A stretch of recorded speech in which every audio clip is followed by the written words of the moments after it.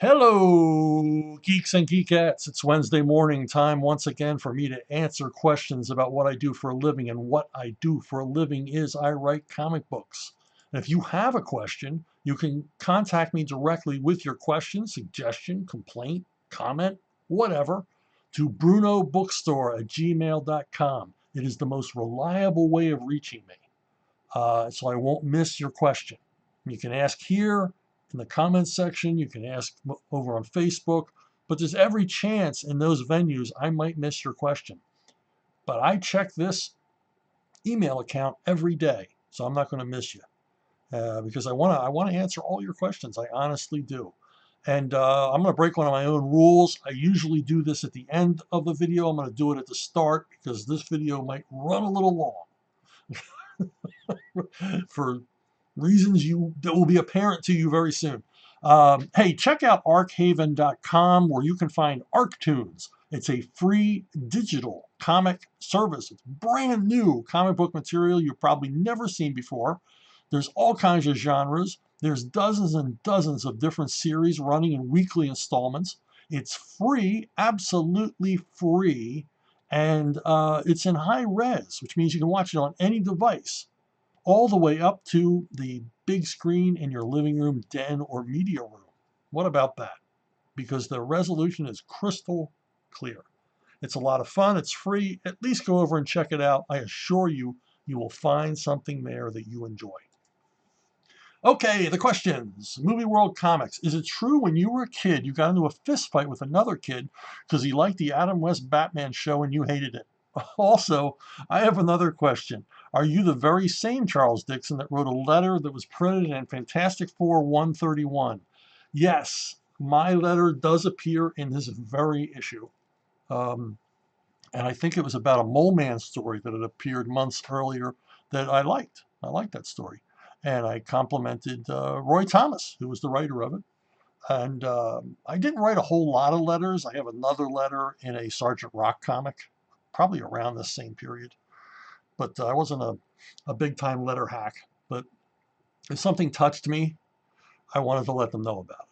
I did once write a complaining letter to Stan Lee that did not see print, but Stan sent me a postcard with, "Sorry, we'll do better next time, signed Stan."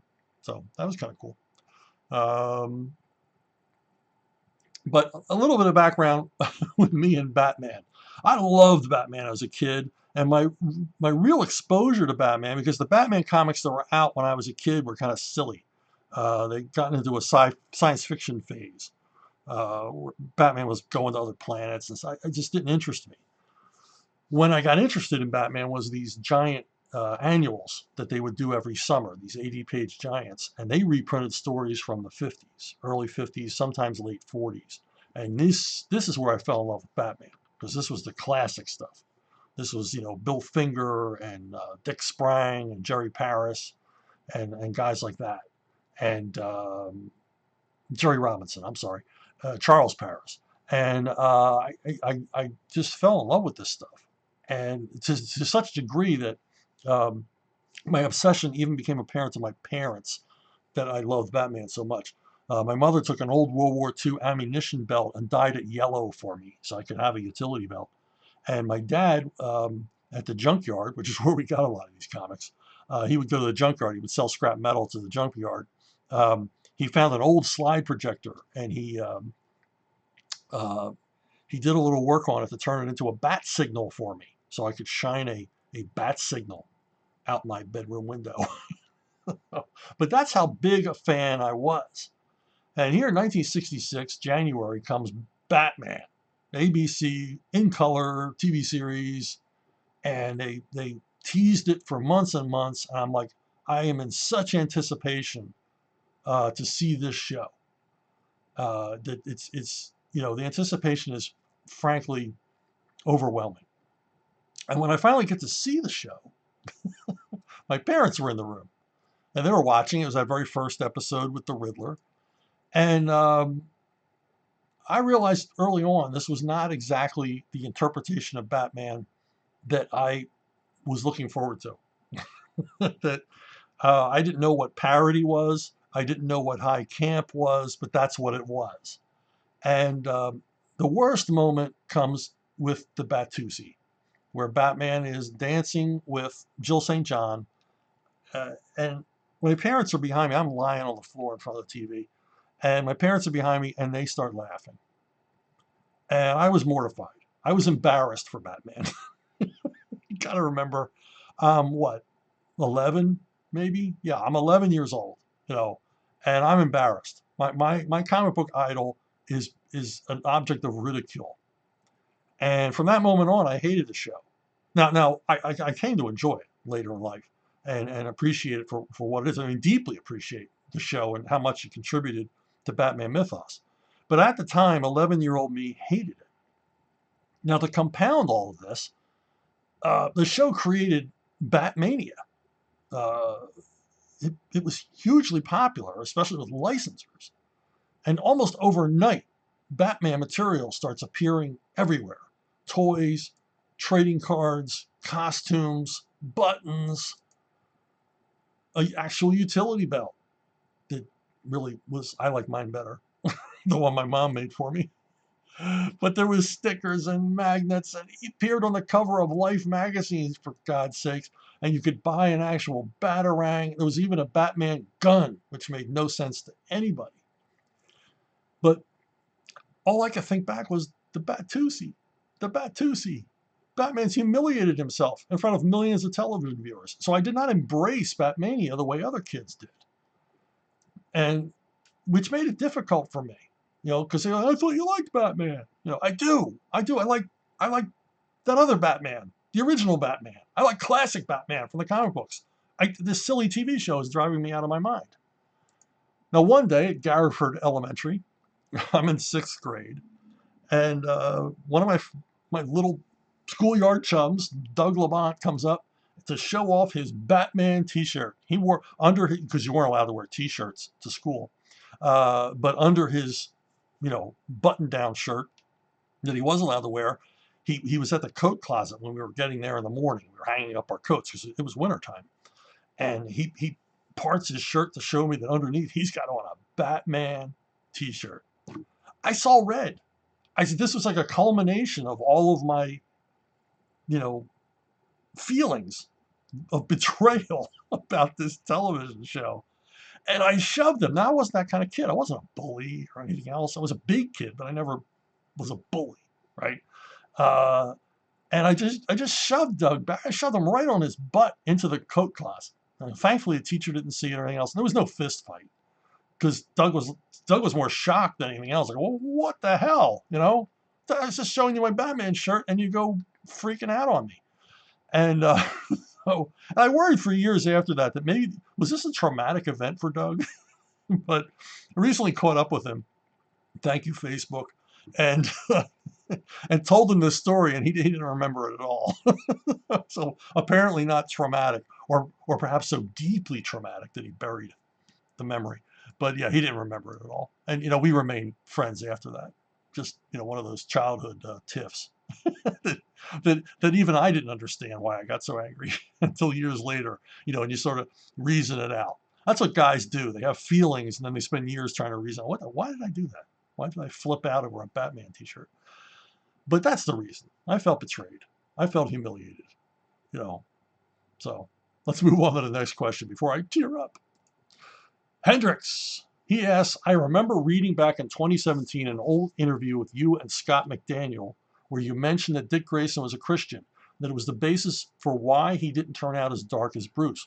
Does Dick have a favorite passage or story in the Bible? Mine would be 2 Samuel 9, where King David adopts Mephibosheth. Whoa, I'm screwing that one up. Mephibosheth?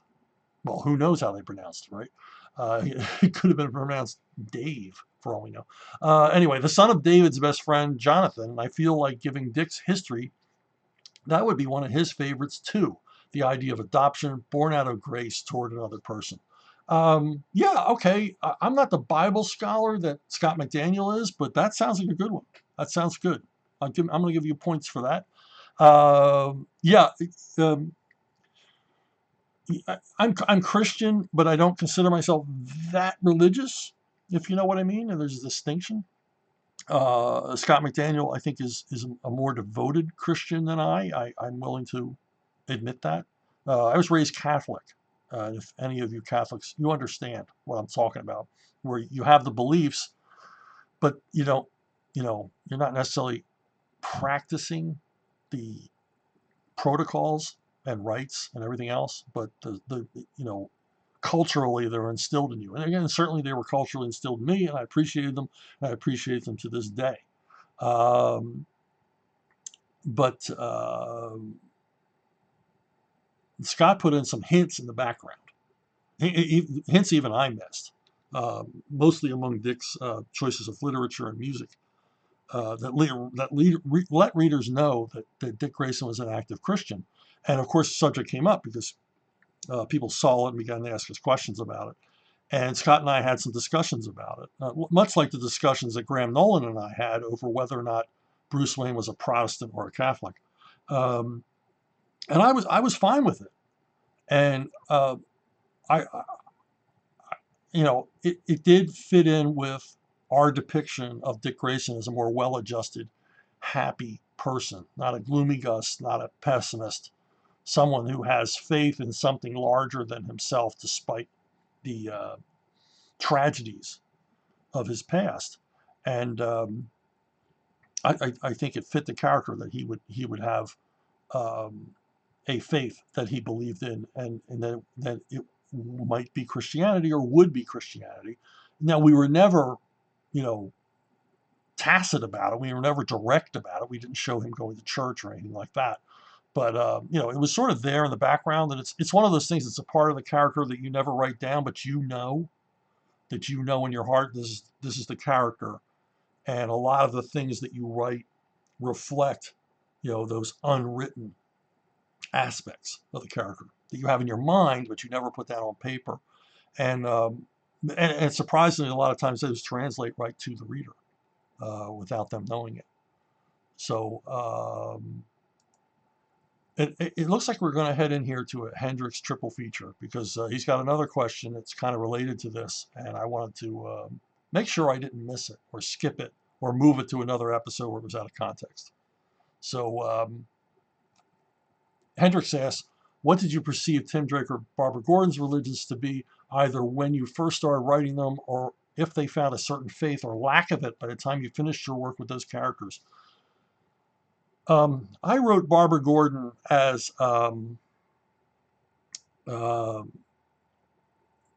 very much from a Christian background, especially when it comes to guilt and justifications and things like that.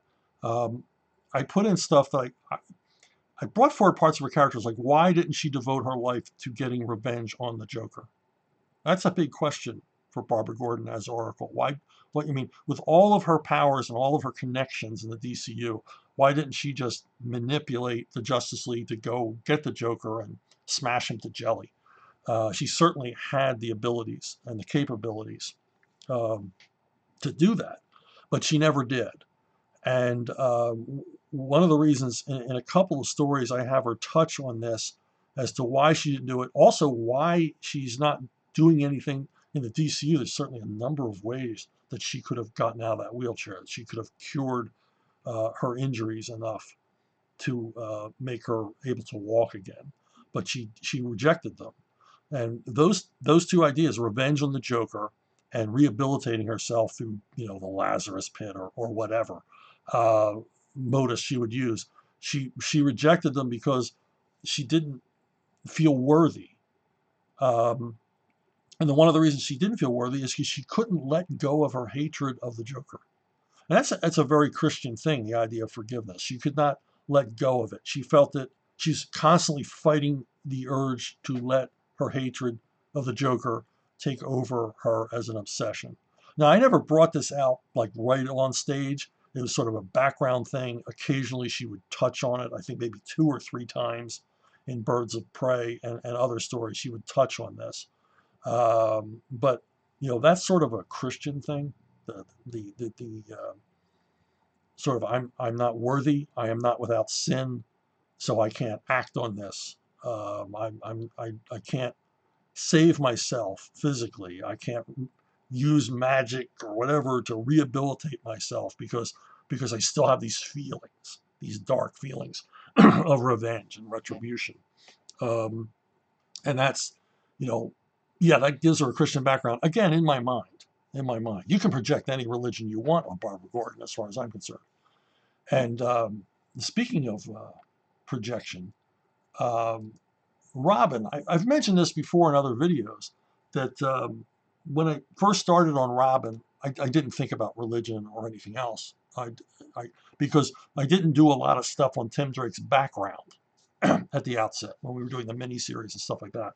It was all about moving the story into the future and making him worthy as Robin. As I got deeper into the story, Jordan Gorfinkel was brought on as one of the associate editors and eventually a full editor. And he mentioned to me in passing one time that he was always disappointed when he was a kid that he would read a Spider-Man or Iron Man or, whatever, you know, and they would go to church. They would establish that they were Christian. And then he thought, oh my gosh, here I am as a practicing Jew. I can no longer imagine that possibly Peter Parker is Jewish because now they've established that he's not. And and he and I would have these long conversations about how you project yourselves on these characters. You love these characters, and you see things in yourself about these characters. And and I thought, well, I thought to myself, I didn't tell Jordan this, but I thought to myself, well, Robin, I haven't established anything like this for Robin in my mind and my own backstory privately that I will never bring public. I'm just going to, in my mind, Tim Drake is now Jewish. And I don't know if it informed my writing in any way, but maybe it did unconsciously. But I wrote him I started to think of him as a young Jewish kid. And mostly in honor of Gorf, so that, okay, I'm going to do this one character and you can pretend, you can keep pretending. And the same for anybody else. I mean, if you're a little Mormon kid reading Robin, you can pretend he's a Mormon. you can pretend he's a Calvinist. You can pretend he's a Buddhist. Whatever. You can pretend he's an atheist if that's your persuasion. So yeah, I mean, this is all part and parcel of the kind of things that we fill in as writers, fill into the background of these characters, so that they seem more real to us. Because especially if you're going to be writing these characters over a long period of time, they've got to kind of live and breathe in your mind. You've got to know them really well to make sure that what they're doing isn't contrived or out of character or just it happens for reasons, and they're driven by real motivations, or at least realistic, honest motivations that remain consistent. So the last of our Hendrix triple feature is, last question for you now. Do any of your kids enjoy reading any of your comics, and what are their favorite comics? I think my oldest has read quite a bit, but he's never discussed it with me. So I don't know how he feels about it one way or the other, but he certainly seems to know my catalog. My youngest has probably read more of my stuff because I wrote a lot of Simpsons, and he's a big Simpsons fan, so he read a lot of that stuff. And he has a collection in his room of stuff I've written because the books come free, and he'll say, oh, can I have a copy of that, or not? Sometimes he doesn't ask for a copy, and it's like, okay, well, this isn't something that you wanted to read, or it has no interest to you. But his favorite, my youngest's favorite growing up, was Gru by Sergio Aragonés. He has a complete collection. Big fan of Aragonés, and rightfully so. But yeah, I mean, there were comics laying around all the time. It was like, breathing air to see comics laying around. So, they were certainly exposed to just about everything you can imagine. But how they feel about my work, I'm not sure. They're certainly aware of all of it, and it's not like I go around going, "What'd you think of that? What'd you think of that? What'd you think of that?" But they got to live with me. Hyper Kaiju. While I agree that U.S. comics desperately need to produce a wider range of genres for readers, it seems that few non-Cape books that are produced by small publishers largely do not get high sales. Why is it that these same genres seemingly do better when produced as manga versus when they're printed as American comics? I think that over time, the American comic book readership, which has shrunk to its smallest portion of the population ever, uh, that readership reads superheroes. So it's not, they're not reading comics as a medium, they're reading superheroes as a genre because that's all that's been offered them for the most part. And so the big sellers from the big two are always going to be superheroes because that's all they do. That's all they do. And as the sales crash, and they don't bother looking for any other genre that might interest people. I mean, look at this comic book rack from the 70s. You've got your superheroes, but you've got martial arts, you've got science fiction, you've got horror, you've got war. By this time, I think the romance books were gone. At this point, the westerns were mostly gone. But at least you have more genres than simply, people in capes and boots flying around. And so I think that what's happened is over time, the comic book readership, small as it is, has, you know, you know, been weaned away from every other genre. Or I mean, frankly, if you like another genre like war comics or romance, there's nothing for you to buy from the big two. And the indies, well, they have a hard time cutting through the clutter. They don't have the distribution muscle and all the rest of it.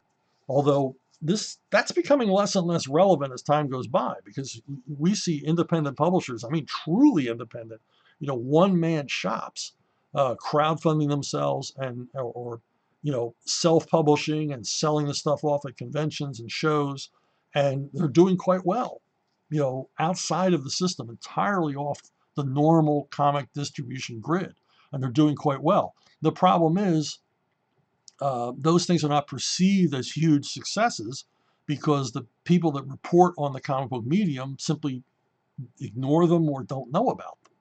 But they're reaching readers. They're reaching readers in numbers sometimes equal to what the big two are capable of reaching now, and they have a more avid following, a more avid readership. Now, as far as genre publishing goes, if at this point, if DC and Marvel were to try a different genre, would it even reach a readership? Now, I'm going to use, for example, a book I did at CrossGen called El Cazador. El Cazador was a straight up historical adventure pirate story. It wasn't part of the larger CrossGen Uberverse. There were no science fiction elements. There were no horror elements. There was no supernatural elements. It was straight up, gunpowder and swords and cutlasses and ships blasting at each other on the sea and yo ho ho. Just a big, grand adventure story. And consequently, it was the biggest seller CrossGen had. Sadly, it came too late to save the company, but it was by far our biggest seller. Now, why was it our biggest seller? Because the readers of CrossGen had decided that we were a genre publisher, and we were. We published horror, adventure, fantasy, science fiction, romance, um, and a number of other genres. But we didn't do superheroes. And they thought we were a genre publisher. The place we failed here was that we didn't lean into that and be only a genre publisher, because the people that ran the company, the people that paid the bills, were invested in this Uber story, this huge story of the CrossGen universe told across all of our titles, 17 titles. And in each one of those issues was a piece of the puzzle to that story. Well, of course, that would suppose that everyone bought every issue of every book, which was never going to happen. And the creators, writers for the most part, argued that why don't we abandon that idea and just go right at being a genre publisher? I mean, we got a James Bond spy book that's doing very well, and we had a martial arts book that was doing well. We had a Lord of the Rings type fantasy book that was doing well. Let's get away from this Uber story and just do genre. And but the powers that be at the company rejected this idea. They thought that eventually the readers would get it, which is doom. Eventually the readers are never going to get it. readers decide early on what they like and they don't like. And if they don't see what they like, they leave. And if they do see what they like, they stay. And Al Cazador was pointing us directly in that direction. And the only reason it got produced was it was my one act of rebellion at CrossGen. I started producing this book unbeknownst to the publishers because I was given carte blanche to create whatever I wanted to create at CrossGen. And I pulled Steve Epting off of the book we were doing at the time, and he and I began working on this book. And we were too deep into production on the first issue by the time basically Mark Alessi found out about it. And so we had to go through with it. And boy, did I get a hiding. I got a Mark screaming at me from my doorway. But I felt that this was the direction the company would go. And if he wasn't willing to take it there, I would. And, you know, I'm not a big egotistical guy. I'm not a hubris guy. But man, it was right there. I mean, this is 8 months before Pirates of the Caribbean came out. It was like, man, it's time for a pirate comic book, a real pirate comic book. No BS comic book, actually set on the Spanish Main, real historical facts and all that stuff. And, you know, I was right. I could have equally been wrong, but this time I was right. Now, the end of the story is when CrossGen fell apart, I went around looking for work. I went around and interviewed. I went to one of the major comic book publishers, one of the two major comic book publishers, and I met with the editor-in-chief, and he immediately complimented me on El Cazador. And he says, it's a shame it went under, the company went under. That was such a good book and everything else. And it's a shame. We should have published El Cazador.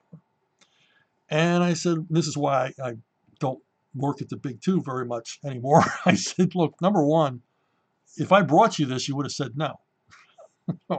They said no at CrossGen. But I had the power and the juice there to make it happen anyway. I said, if I proposed this book to DC or Marvel, they would have said no. And secondly, even if I had done El Cazador at DC or Marvel and done it exactly the same way I did it at CrossGen, it wouldn't have sold because it wouldn't have appealed to your core readership who you have trained only to consume superheroes. And if someone was interested in a pirate book, an earnest, sincere, genre, historical fiction pirate book, they wouldn't trust your company to do it right. Even if we did it right, they wouldn't trust you to do it right because they've learned that you're not very earnest about what it is you're doing. And they've learned that you're really only serious about marketing superheroes and you don't like the other genres. At this point, both companies were shedding themselves of any other genre than superheroes, going superhero exclusive. I said, so even if by some miracle I had brought you this and you had said yes, it would have failed. You wouldn't have sold anywhere near the numbers CrossGen did because CrossGen had the faith of its fans that it would do the book right. So there you go. That's a roundabout, long-winded, very personal explanation of why we don't see different genres. And it's probably too late for the big two to make a change like that, to suddenly start doing, you know, other kinds of comics because they've dug this superhero well so deep they can't get out of it. Chris Galante 45, I need to know why you hate Saving Private Ryan so much. Yes, I often mention how much I don't like the movie Saving Private Ryan. It's often the punchline to a lot of jokes for me. And this is where it might get rough, folks. If you like this movie, you may want to stop watching. Because trust me, half of you by the end of this aren't going to like the movie anymore. Spoiler alert. I'm no holds barred here, friends. If you've never seen this movie and you want to see this movie, if this is one you want to get around to and you don't want it ruined, again, stop watching this video. All right. Saving Private Ryan. I got a list. I actually made a list here. I have so many objections to this movie. I have so many problems with this movie. Number one is language. The way the characters talk in the movie. Now, I know Dale Dye was military advisor, technical advisor on this film. And from what my understanding is, he almost tore all of his hair out because nobody would listen to him, particularly in the area of language. These characters talk the way nobody would have talked in the 1940s. They use profanity that simply was not common, and they use it constantly in the film. Yeah, we know soldiers are profane and everything else, and they'll curse like sailors. That's why we say curse like sailors. Military, they'll curse like Marines or whatever. Longshoremen is another one, another cliche. Um, but the frequency of some of the language they use and some of the phraseology just simply wouldn't exist. It just wasn't honest. Another problem I have with the film is the urgency. There's no urgency in the film. They've landed on D-Day. We've shown how deadly and horrible and how your life could end in a heartbeat on Omaha Beach. And yet there's no real urgency. And we all know that D-Day was all about urgency. It was about getting on the beach, surviving on the beach, and then moving inland to take as much ground as possible to thwart a German counteroffensive. I mean, everything was riding on that day for the Allies taking over Europe. It's the greatest military gamble in the history of mankind. They were all in. 500,000 men landing on the shores of France, no real idea of what they're going to run up against. Not just France, but Fortress France, guided by the German army, who have been expecting them for years, who have been preparing for them for years. And these guys have got to land on this beach and get as far inland as possible. At the same time, there's paratroopers who have landed the night before, taking objectives miles and miles inland ahead of them, anticipating the arrival of relief forces. I mean, the tension, the urgency, the suspense of that day are excruciating, and none of it is here in this movie. It seems like they've got all the time in the world once the violent beginning is over. The first 24 minutes of the film, in which we see American troops chopped apart like teenagers in a horror film, it then leads to like this slow development of the story. I mean, the idea is that they've got to save this kid, Private Ryan. They got to find Matt Damon and save him because he's the last of 5 brothers. All the other brothers are dead, and they can't have this. They can't have another Sullivan brothers, famous set of brothers who all died on the same ship on the same day. And the United States can't stand the PR nightmare. It's such a Hollywood idea, isn't it? They can't stand the PR nightmare of losing this last Ryan kid. So Tom Hanks and his squad are tasked with heading inland ahead of everybody else and finding this kid. He's a paratrooper. Like I said, he's miles inland at some objective. They've got to find this kid and bring him back safely and get him the hell out of the war so he can go home and be with his mom. Okay? So the American government doesn't have to suffer endless photo ops of this mom who's lost 5 kids, practically on the same day in the war. And it takes forever to get this point across. And when Tom Hanks refuses orders from his commanding officers, remember, this is D-Day. I mean, shit's happening. Bullets are flying. The end is in doubt. Who knows how this day will end? Could very well end as another Dunkirk. Could very well end with the annihilation of the invasion force. Hundreds of thousands of men killed and taken prisoner by the Germans.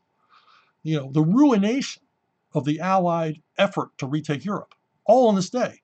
But the commanding officers seem to have absolutely all the time in the world to explain to Tom Hanks. One of them even reads a long letter from Abraham Lincoln to him, to import the urgency of this singular mission, not the urgency of the day, but the urgency of you got to get this kid out of here.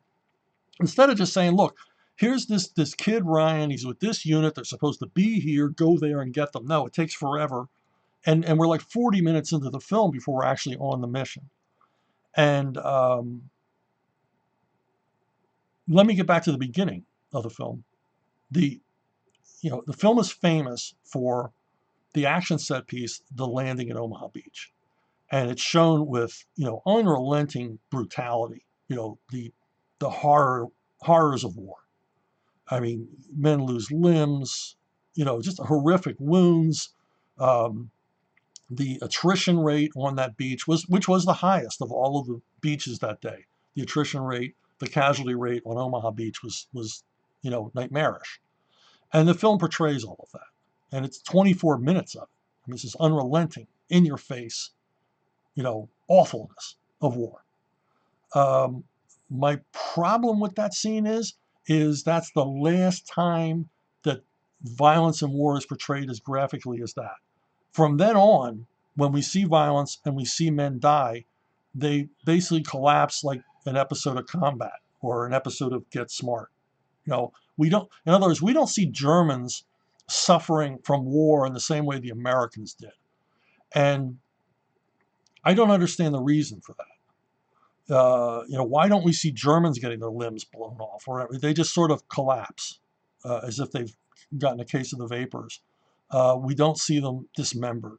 We don't, I mean, it's not consistent. It's not consistent. And that really annoyed me because basically you're showing Americans suffering this way to manipulate our emotions and get us all upset. But you're not willing, and not to say that I wanted scenes where you sympathize with the Germans, but at least show we're getting some payback for what happened on Omaha Beach. Okay, they messed with us, and now we're messing with them. So there's no catharsis of like we're going to win this thing. Yeah, we took all this crap on Omaha Beach, but we're going to go in and we're going to kick ass, and this is how we're going to do it. And our guys did go inland, and they did kick ass. They kicked ass major on D-Day. They threw back the Germans. The Germans never knew anything like this could ever happen to them. And we threw them back, as Patton famously said, we waded into them, we shot them in the belly. Okay? But this movie doesn't show any of that. Another thing is tactics, just stuff that wouldn't have happened in a war zone like this. For instance, when Ryan and his men march inland, they're always skylining themselves. They're always walking along the top of a ridge line, be able to be seen for miles. I imagine this is where Dale Dye was like, "What the hell are you doing?" Dale Dye just went back to his trailer and wept. So, yeah, it looks great. It looks great to see these guys in silhouette skyline. It isolates them. Oh, they're all alone in a war zone. Yeah, I get it cinematically, but realistically, it makes no sense at all because any German sniper could have seen them from thousands of yards away and identified them as American troops by their silhouettes. Any army, I mean, this is going back to ancient times, knew. I mean, this is why the Romans built their roads on the lee side of hills. So they would move through those hills invisibly. They can move entire armies without being seen. You don't walk on the top of the hill. You just don't. You move from cover to cover. And remember, for the most of this running time of this film, this squad are behind German lines. Okay, they're in between the invasion force and the paratroop landings. So they are not in no man's land. They're in German occupied territory, but they don't act like it. They walk along, they're talking like they're going through the park, like they're going on a picnic. And I'll get back to that again, the talking. And then there's tactical, the other tactical errors are when they finally they find Ryan, they find Private Ryan, he's in some village. They realize that there's a bridge, a strategic bridge across a canal that, has to be kept intact for the invasion force coming up. Ridiculous on the face of it because it's a bridge across a canal. Okay. The U.S. forces literally landed engineering divisions right behind the invasion force with bridging equipment. Trust me, if the Germans had managed to blow up that bridge, it could have been replaced within 45 minutes by bridging equipment. And it was a canal. It wasn't even that wide. It's not like a river. It's not like a major rail bridge. It just made no sense at all. And when they decide to defend the bridge, they do it from the wrong side. They do it from the side the Germans are on, instead of using the canal as an obstacle, and using the bridge as a choke point. They defend the bridge from the wrong side of the bridge. Another thing is when the Germans show up, they're Panzer Grenadiers, which I'm not even sure were in the area at the time, but they're Panzer Grenadiers. And what Panzer Grenadiers did was they moved ahead of tanks, basically scouting for the tanks, because tanks are expensive. You don't want some, clown from Hoboken with bazooka knocking out your Tiger, because it costs a lot of money. So these guys the Panzer Grenadiers would move ahead of the tanks, sweeping away obstacles, making sure there were no, mines or anything like that. Except in this movie, the Panzer Grenadiers run along either side of the tank. It makes no sense at all. They're not even using the tank as cover. They're running along either side of the tank, which I guess on film looks cool, but makes absolutely no sense. They would either be in front of the tank, scouting, or behind the tank, using it as cover, but not running along either side, where they can just get mowed down as they do. And then talking. These characters, Ryan and his crowd, they talk a lot. They talk a lot. They talk too much. They debate too much. The Tom Hanks character treats his squad like a school board, where everybody's got to vote on what they're going to do next. Everybody has to be heard. Trust me, on D-Day, this didn't happen. I know a lot of you aren't going to like to hear this, but on D-Day and the paratroop maneuvers the night before, there were a number of American soldiers who were summarily executed by their officers for cowardice or refusing to follow an order. I mean, shot in the head with a pistol for not doing as they were told. And here, again, putting a knife right into the idea of urgency is the constant debate over what they should do. On top of that, in the constant debate, the movie is always referring to its own plot line. Okay, and the plot line is right in the title, Saving Private Ryan. And everybody talks about Private Ryan and, oh, we got to go save him. And why are we going to go save him? And why is he so important? They're constantly referring to the plot line, which, consciously or unconsciously as a viewer pulls you right out of the movie because you remember, oh, this is a story. This is a story. These guys are talking about the story that they're in. It's a wonder they didn't break out the song at some point. There wasn't a Saving Private, rap song over the end credits to tell you the whole storyline of the movie. I found that extraordinarily annoying. Among many, many other things. I mean, they use the oldest war movie cliche in the book, where they find a German, they capture a German, and they let him go. Trust me, nobody was letting anybody go on D-Day. Okay, these guys were so hyped to get in there and kill the enemy. There's no way they would have let a guy go. To compound this, that guy shows up again at the end of the film. And then it's made very clear he's one of the Germans attacking the bridge, which makes you wonder, man, how fast did he run to get from the area they were in before ahead of them to the next area of combat to join a different unit to fight them? Makes no sense whatsoever. And it's it's an emotional thing. It's like a twist in the story, but it's so overused in Hollywood. It's as bad as the letter from home scene that's in 90% of war movies. It's just one of the many problems. And I could probably think of more, but you don't have all day, and I don't have all day.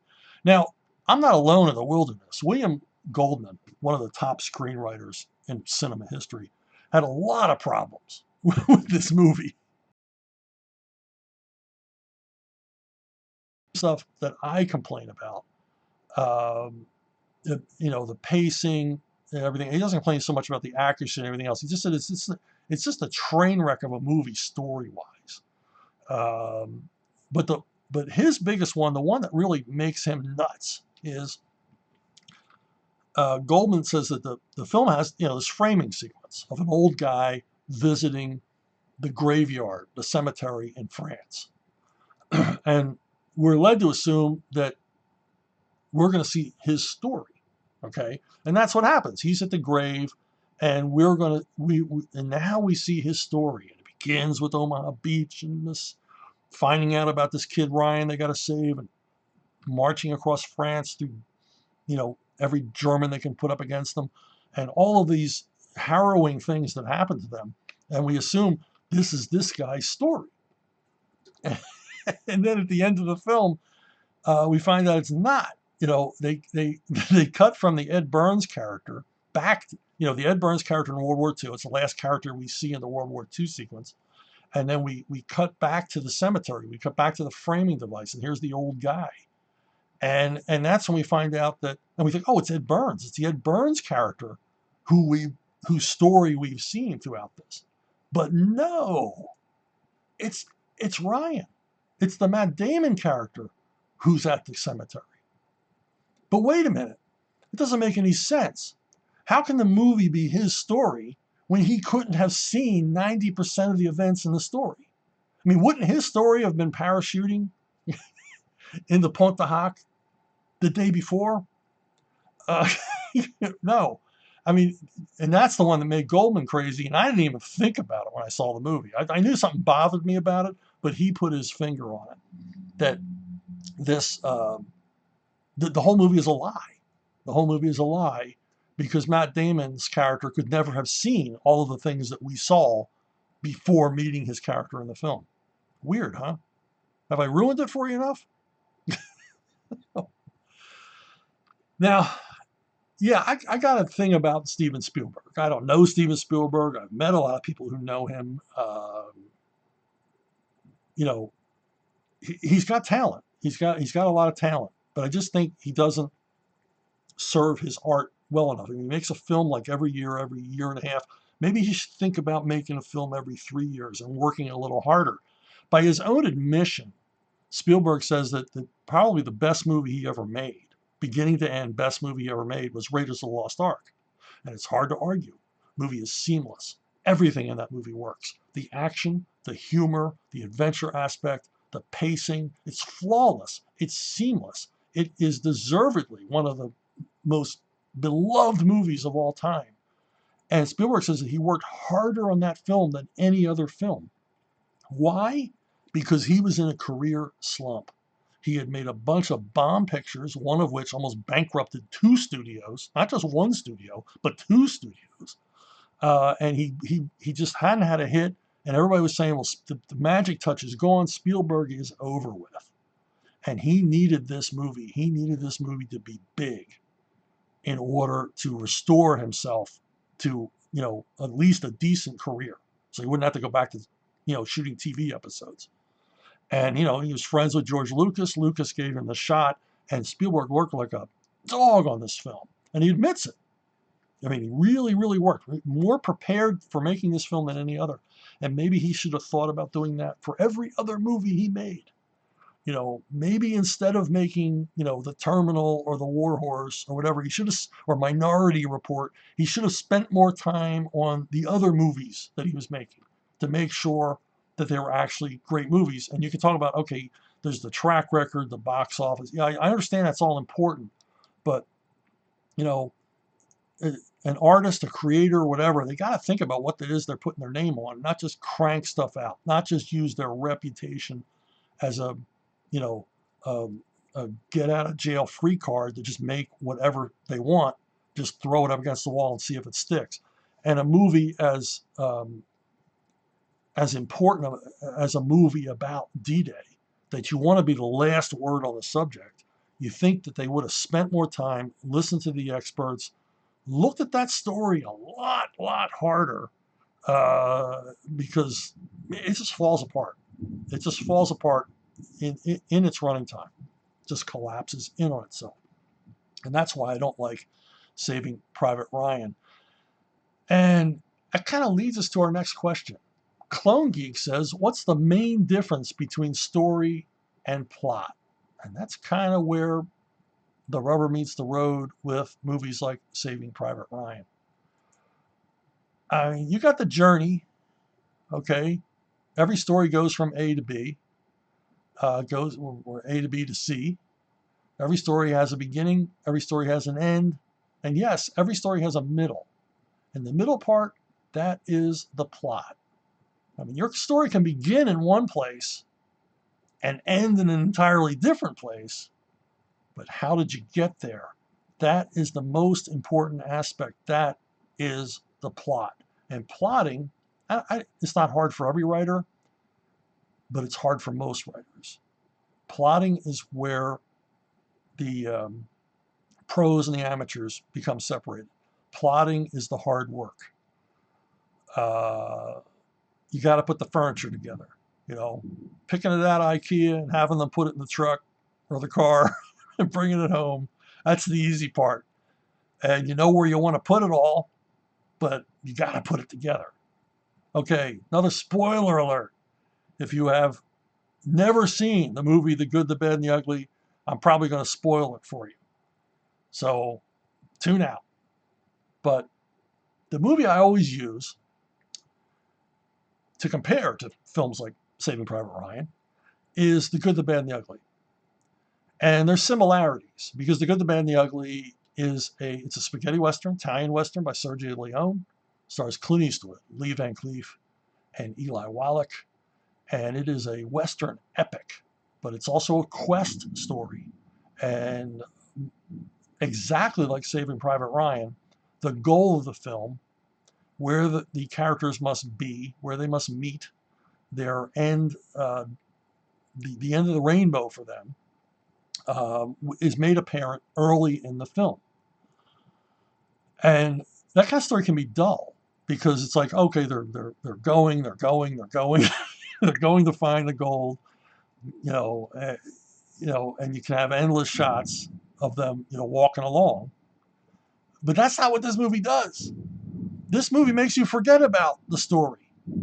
It makes you forget about the plot because they never talk about the plot much. The gold is mentioned in passing. It's established early on. All three of them want it. All three of them are willing to kill the other to get it. And from there, we roll on to this story filled with complications and action set pieces and betrayals and turnarounds and twists because the gimmick of this film is brilliant. All three of them want the gold, but not one of them knows exactly where it is. Each one of them has a component of the clue that will lead them to the gold. The name on the grave, one knows the name on the grave. One knows the name of the graveyard.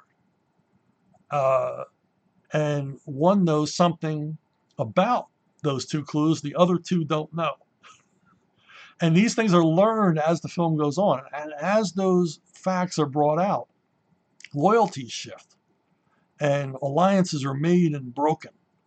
And just interesting stuff happens. Interesting story stuff happens that has nothing to do with finding the gold, but ultimately it does because these characters are only together because of the gold. So, I mean, it takes place during the American Civil War out west, and there's a sequence where Blondie and Tuco disguise themselves as soldiers to take part in the assault on a bridge over a river, and that sequence alone could have been its own movie. I mean, there's a lot of story, and during that entire sequence, you're not even thinking about the gold. You're so wrapped up in the experience of what they're doing, and that's really the secret. You need a story.